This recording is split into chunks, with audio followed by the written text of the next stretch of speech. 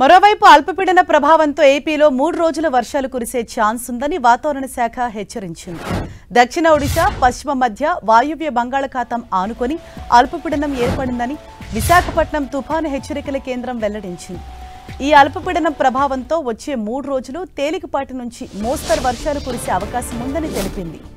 ఇవాళ విజయనగరం, శ్రీకాకుళం, మన్యం, అల్లూరి సీతారామరాజు జిల్లాలలో అక్కడక్కడ భారీ వర్షాలు కురిసే అవకాశం ఉందని హెచ్చరించింది. అల్పపీడనం ప్రభావంతో తీరం వెంబడి బలమైన ఈదురుగాలులు వీచే అవకాశం ఉందని ప్రజలంతా అప్రమత్తంగా ఉండాలని సూచించింది.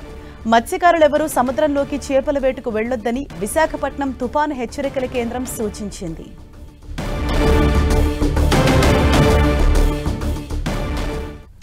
ఇదే విషయంపై మరింత సమాచారం మా ప్రతినిధి విక్రమ్ మనకు అందిస్తారు.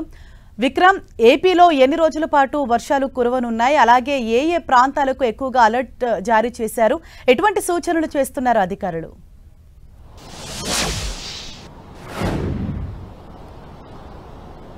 అటు ఉత్తరాంధ్రతో పాటుగా ఉభయ గోదావరి జిల్లాలకు అదేవిధంగా మధ్య కోస్తా జిల్లాల్లో ఈ భీకర వర్షాలు 4 రోజుల పాటు కురిసే అవకాశం ఉందని వాతావరణ శాఖ అంచనా వేస్తుంది. అటు తెలంగాణలో కూడా ఉత్తర తెలంగాణ వైపు కూడా భారీ వర్షాలు కురిసే అవకాశం ఉందని వాతావరణ శాఖ విశ్లేషిస్తుంది. ఇటు బంగాళాఖాతంలో ఏర్పడినటువంటి అల్పపీడనం ఒరిస్సాకు సమీపంలో కొనసాగుతుంది. దాంతో పాటుగా కూడా విశాఖ తీరాన్ని ఆనుకుని ఉన్నటువంటి సముద్ర తీర ప్రాంతంలో ఉపరితల ఆవర్తనం కొనసాగుతుంది. ఈ రెండింటి ప్రభావం కారణంగా కూడా ఈ రోజు నుంచి 4 రోజుల పాటు భారీ నుంచి అతి భారీ వర్షాలు ముఖ్యంగా ఉత్తరాంధ్రలో కురిసే అవకాశం ఉంది. ఈ సమయంలో వర్షాలు కురుస్తున్న సమయంలో గంటకు 45 నుంచి 55 కిలోమీటర్ల వేగంతో బలమైన ఈదురుగాలులు వీస్తే అవకాశం ఉంటుంది.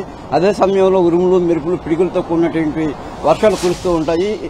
రాబోయే ఈ 4 రోజుల పాటు కూడా ఈ కుండపాత వర్షాలు అనేవి కొనసాగే అవకాశం ఉంటుంది. ఈ వర్షాల కారణంగా కూడా అత్యంత ప్రమాదకరమైనటువంటి పరిస్థితులు నెలకొనే అవకాశం ఉంటుందని చెప్పి వాతావరణ శాఖ అంచనా వేస్తుంది.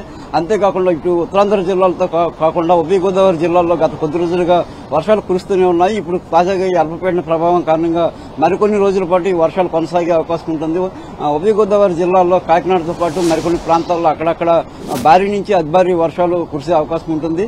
అంతేవిధంగా మధ్య కోస్తా జిల్లాల్లో గత కొద్ది రోజులుగా వర్షాలు కురుస్తున్న నేపథ్యంలో డ్యాంలు అదేవిధంగా రిజర్వాయర్లన్నీ ఉప్పొంగి వరద ప్రవాహం తరుముకొస్తున్నటువంటి ప్రమాదకర పరిస్థితులు నెలకొండగా ఇప్పుడు తాజాగా కూడా మరో 3 రోజుల పాటు ఉత్తర కోస్తాకు కూడా వర్షాలు కురిసే అవకాశం ఉందని వాతావరణ శాఖ అంచనా వేస్తున్న నేపథ్యంలో అటువంటి ప్రమాదకర పరిస్థితులు ఇంకా మరి 4 రోజుల పాటు కొనసాగే అవకాశం ఉంటుందని అంచనా వేస్తున్నారు. అంతేకాకుండా అటు తెలంగాణకు సంబంధించినటువంటి ఉత్తర కోస్తా ప్రాంతంలో కూడా ఎక్కువగా ఈ వర్షాలు కొనసాగే అవకాశం ఉంటుంది. అటు తెలంగాణలో ఉన్నటువంటి ఉత్తర తెలంగాణ ప్రాంతంలో వర్షాలు ఇప్పటికే గత కొద్ది రోజులుగా ముంచెత్తుతున్న నేపథ్యంలో మరో 3-4 రోజుల పాటు ఈ వర్షాలు కొనసాగుతాయి. 3-4 రోజుల పాటు వర్షాలు కురిసిన తర్వాత కొద్ది గ్యాప్తో మళ్లీ కూడా మరో 5 రోజుల పాటు వర్షాలు కురిసే అవకాశం ఉంటుందని చెప్పి కూడా వాతావరణ శాఖ అంచనా వేస్తుంది. అంటే ఇప్పుడు ఆగస్టు 16 ఈ రోజు నుంచి కూడా ఆగస్టు 24వ తేదీ వరకు కూడా ఈ ప్రాంతాల్లో ఇటు ఉత్తరాంధ్రతో పాటుగా కూడా ఉభయ గోదావరి జిల్లాలో అదేవిధంగా మధ్య కోస్తా జిల్లాల్లో ఈ వర్షాలు అనేవి కొనసాగే అవకాశం ఉంటుంది. దాదాపు 10 రోజుల పాటు ఓవరాల్ గా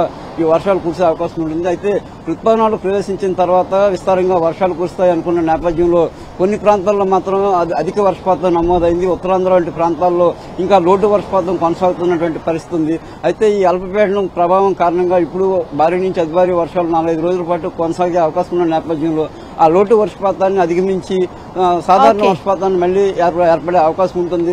రైతాంగానికి సంబంధించి అనేక పనులు చక్కబెట్టుకోవాల్సి ఉన్నప్పటికీ కూడా సరైన వర్షాలు లేక గత కొద్ది కాలంగా కొన్ని పంటలు అవన్నీ కూడా నాట్లన్నీ కూడా మధ్యలో నిలిచిపోయినటువంటి పరిస్థితుల నేపథ్యంలో ఇప్పుడు విస్తారంగా ఈ వర్షాలు కురుస్తున్న పరిస్థితుల నేపథ్యంలో మళ్లీ కూడా యథావిధిగా రైతాంగానికి హర్షం వ్యక్తం చేసే అవకాశం కనిపిస్తుంది. అదే సమయంలో మరికొన్ని ప్రాంతాల్లో ప్రమాదకరమైన పరిస్థితులు సంభవించే అవకాశం కూడా ఉంటుందని వాతావరణ నిపుణులు అంచనా వేస్తున్నారు. హరీష. థాంక్యూ విక్రమ్.